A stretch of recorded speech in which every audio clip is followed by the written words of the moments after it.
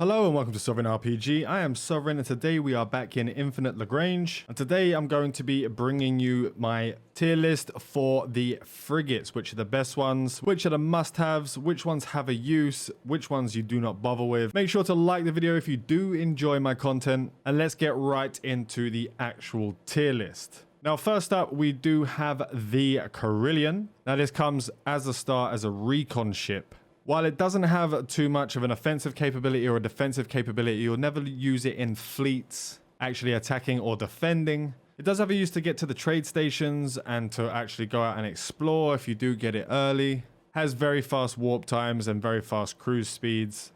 So it definitely has a use within the early game and even at the end game, when you're trying to scout out some more of the areas that are quite far away from the region that you're sitting in. So I would put this ship in has a use. It's not a do not bother.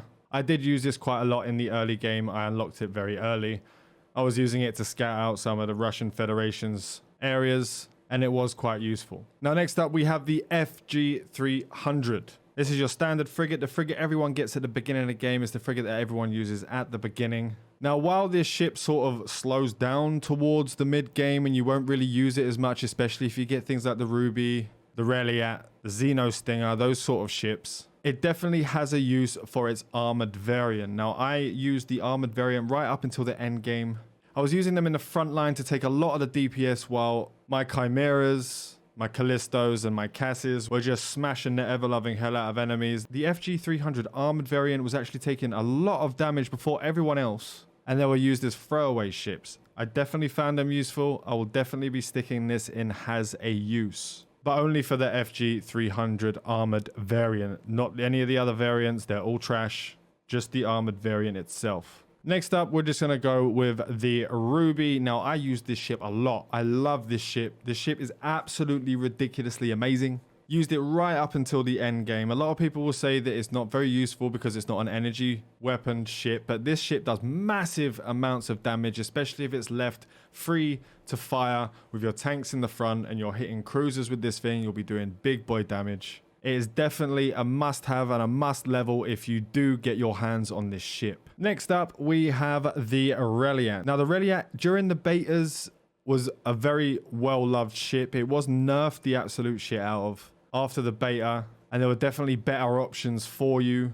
When you get it to much higher levels, when you get it to max level and you're getting all those actual points in there, if you do go in and get that ship early, and you don't get any other frigates, it has a very good use. As I was saying, when you get it to level 50 and you've got all those tech points in there, you can do upwards of 5.5 to 6k damage. It can be decent, but I wouldn't put it in a must-have. It definitely has a use, as I said, if you don't have any other frigates and you haven't been lucky enough to get some of the big boys. So we're going to put it into has a use. Next up, we have the Nomad M470. Now, this ship is pointless. You have enough ships when you get to the point where you're going to be attacking other stations, you're going to be attacking cities, where you have cruisers that do the same, if not more damage to structures. The Chimera, the Cass, the Callisto, even the Ruby does more damage than the ship. I would not bother with it at all. For me personally, and I did test this out, we were attacking cities with our main fleets, and then we had a backup Nomad M470 because we thought it might be a good idea, and this was at the beginning of server 1. And we thought because of its actual like siege capabilities that it would be a good idea to get that timer done quickly so we can get the reset done. But in the end, it was just a pointless endeavor. We just used the ships that we were using. There was no need to actually use them at all. They are pointless. So we're putting that in the do not bother list. Next up, we have the Amer Tranquilitatus. Probably pronounced that absolutely wrong, but we're going to go with it anyway. Now, as a standard ship, it's actually pretty terrible. You do get a variant that is unlocked later on, which is the pulse cannon variant, but it's a pulse cannon anti-aircraft. So it's mainly going to be used against fighters and corvettes. Now, it didn't see much use for me. I was using them when we were actually fighting a group of people that were throwing carriers at us left, right, and center. But the fighters and the corvettes, they don't really do much. Like if you're looking at the actual damage sheets afterwards, after you've actually finished your fights, they're not doing hardly any damage whatsoever. I even tested out using 5 CV3000s with a mixture of fighters and corvettes. I managed to get the CV3000 unlocked where you can use them both at the same time, and it just felt pointless to me. So no one was really using them, so that ship didn't really get a use. Now, if they change the fighters and the corvettes for them to actually be useful, then this might have a running, but for the moment, I'm going to say do not bother. Next up, we have the Zeno Stinger, the god of all frigates, the absolutely insane energy weapon frigate. This thing does so much bloody damage. You'll use this up until the end game and beyond. I mean, this ship does up to the level of cast damage, looking at 300k, 400k, 500k in fights against other fleets of players. They do massive amounts of damage. They hit everything,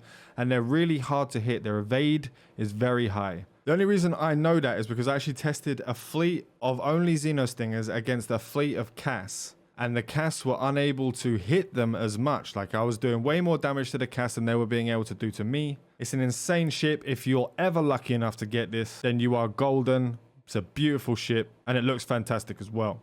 Next up, we have the Mer Nubian. Don't bother. Dog shit. Same as the Nomad M470, but worse. Don't bother. I'm not even going to explain this ship. It's just pointless. Don't even bother. If you get that, just leave it. Don't ever build it. And last but not least, we have the Amer Tranquilitatus. Probably completely, again, ruined that actual pronunciation of that name. Let me know down in the comments how much of an idiot I am. Now, this ship's actually pretty good. It's not a must-have, but it does massive amounts of damage as a torpedo. Very slow fire rate, but it does do a massive amount of alpha damage when it does hit.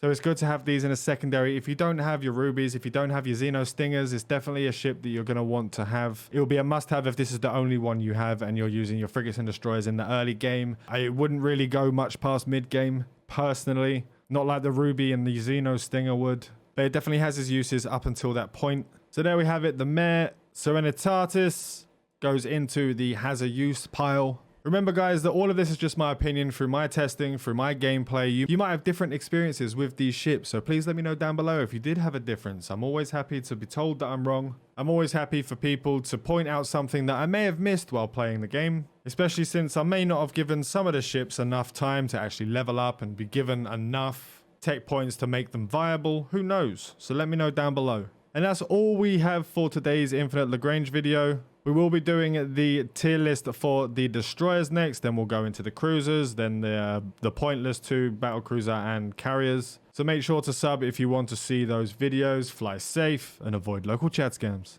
I want to say a huge thank you to all my patrons. Without you guys, I wouldn't be able to continue doing what I'm doing. If you'd like to find out how to become a patron and how to get early access to my content, please look down in the description. Fly safe and avoid local chat scams.